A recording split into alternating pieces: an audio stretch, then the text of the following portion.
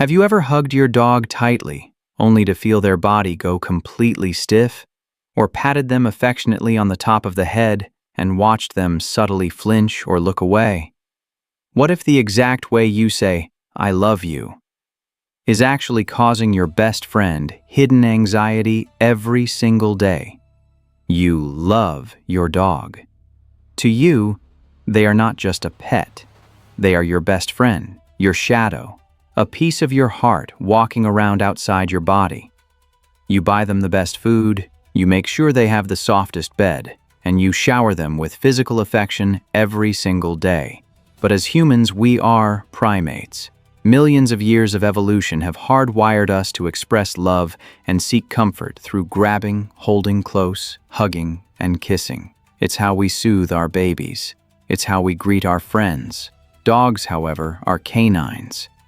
Their evolutionary history, their body language, and the way they process physical space and sensory input is entirely different from ours. Because we love them so deeply, we tend to treat them like tiny, furry humans.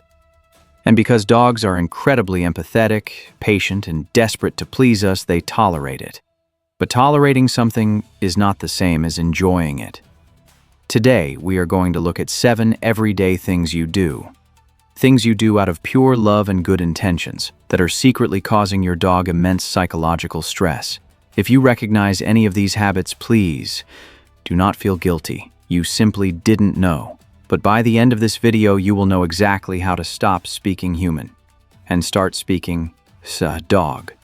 Number 1, the bear hug. Let's start with the most common one. In the human world, ice tight hug is the ultimate symbol of safety. When someone is crying, we wrap our arms around them. But in the canine world, a hug is a trap. Dogs are what biologists call cursorial animals. This means that their primary, hardwired defense mechanism against danger is their ability to run away. Their legs are built for flight. When you wrap your arms around a dog's neck, chest, or body, you are completely removing their ability to flee. Even if they know you and trust you completely, being physically immobilized triggers a deeply buried survival instinct. It makes them feel trapped. Look closely the next time you, or especially a child, hugs a dog. The dog usually stops panting. Their body goes stiff. They might quickly lick their lips, a classic canine stress signal. They will almost always turn their head away to avoid eye contact, showing you the whites of their eyes in a pleading look known as whale eye. They aren't biting you because they love you. They are tolerating your weird primate behavior, but they are quietly begging you to let go. If you want to hug your dog, use their language, sit next to them, let them lean their physical weight against your leg, and gently stroke their chest. To a dog, leaning is a true hug. Number 2, patting them on the top of the head. Imagine if every time you greeted a friend or a coworker, they reached out and aggressively ruffled the hair right on the top of your head. You might tolerate it once, but eventually it would feel incredibly annoying and condescending, right? When you reach directly over a dog's head to pat them, it translates as a highly dominant, threatening gesture in canine body language. A hand descending rapidly from above creates a blind spot and a shadow. It forces the dog to lower their head in submission or squint their eyes to protect them from a perceived strike. Watch a dog when a stranger reaches over their head. Many will visibly flinch, duck away, or lower their posture. It's an invasion of their personal airspace. If you want to greet a dog respectfully, especially a dog you don't know, never reach over them. Reach under. Offer your hand low, let them sniff the back of your hand, and softly scratch them under the chin, on the neck, or on the front of their chest. It's a non-threatening, incredibly soothing approach that makes them feel safe and respected. Number 3, forcing them to say hello to every dog on a walk. We humans are highly social creatures, and we love the idea of our dogs having a bustling social life. We assume our dogs want to be best friends with everyone they meet on the sidewalk. But think about your own life. Do you stop, shake hands, and have a conversation with every single stranger you pass on the street? Of course not. It would be exhausting. Dogs have distinct personalities. Some are social butterflies, but many are naturally introverted, selective, or easily overwhelmed. When you drag your dog over to meet a strange dog while keeping a tight grip on the leash, you are forcing a highly unnatural, tense interaction. In the wild, dogs never greet each other head-on. A direct, face-to-face approach is a challenge. Natural greetings happen in a curved arc, sniffing the ground, slowly reading the other animal's energy. A forced greeting on a short leash creates immense tension known as barrier frustration. They can't communicate naturally with their body, and they know they cannot escape if the other dog turns aggressive. If your dog tries to step behind your legs or actively ignores another dog walking by, let them. You are their protector. It is perfectly okay for them to just walk away. Number 4. Walking with a tight leash. This one is subtle, but it dictates entirely how your dog experiences the outside world. Your leash is not just a physical safety tool to keep them from running into traffic. It is an emotional telegraph wire connecting your nervous system directly to theirs. When you wrap the leash tightly around your wrist, lock your elbow, and pull upward, you are sending a direct physical signal of tension straight to your dog's neck. In the animal kingdom, physical tension means exactly one thing: danger is present. Be ready to fight or run for your life. If you are tense, they become tense.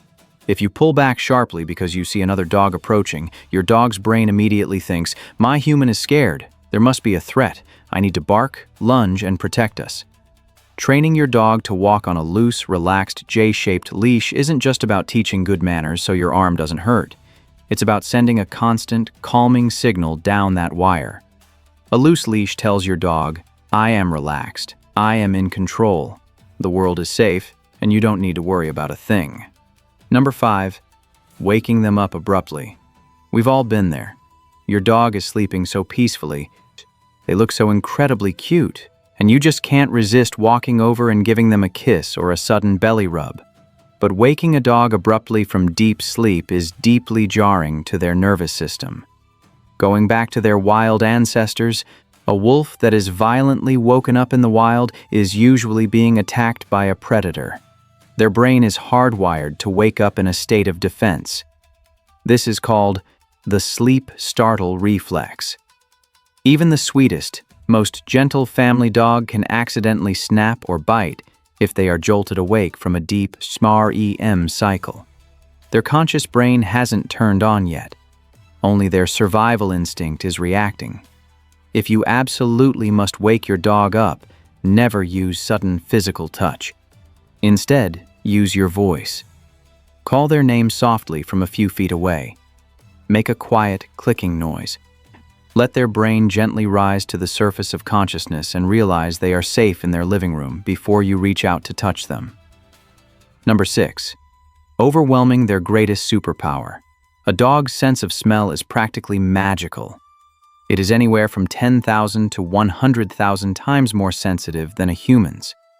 To put that into perspective, if you can smell a teaspoon of sugar in your coffee, your dog could smell that same teaspoon of sugar in 2 Olympic-sized swimming pools. They see the world through their nose. Because of this intense sensitivity, strong chemical odors that we humans find pleasant are an absolute nightmare for a dog. When you spray heavy perfumes, use strong citrus or pine-scented floor cleaners, burn intense essential oil diffusers, or light, heavy-scented candles, you are effectively blinding them. It is the sensory equivalent of someone trapping you in a tiny room and shining a blinding stadium spotlight directly into your eyes. It causes them headaches, it stresses their respiratory system, and it prevents them from gathering information about their environment. If you want a calm, happy dog, swap out the harsh chemical air fresheners for fresh air. Open a window. Let them smell the world exactly as it is. And finally, number 7. Prolonged eye contact. We say that eyes are the window to the soul. In human psychology, looking someone directly in the eyes shows honesty, attention, and love. But in the language of dogs, a hard, unblinking stare is a direct challenge. It is an act of aggression and dominance. When you grab your dog's face and stare deeply into their eyes without blinking, You are confusing them. Their brain is trying to figure out why their beloved owner is suddenly threatening them. They will usually look away, yawn, or lick their lips to say, "I don't want to fight you.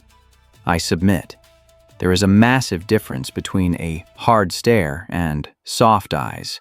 If you want to share a loving moment, keep your facial muscles relaxed. Look at them, but blink slowly. Look away, then look back. Soft, relaxed eye contact releases oxytocin for both of you.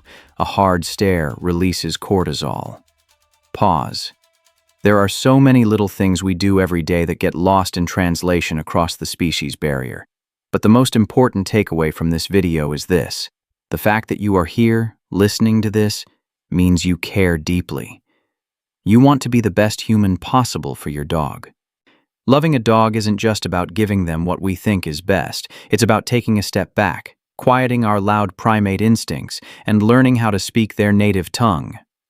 It's about letting them be a dog, the next time you want to show your dog how much you love them. Skip the bear hug. Sit down next to them. Let them lean their weight into you, scratch their chest, and just be quiet.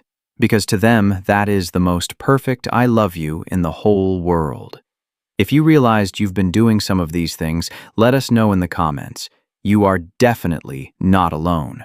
Don't forget to like and subscribe to keep learning the secret language of your best friend. See you next time.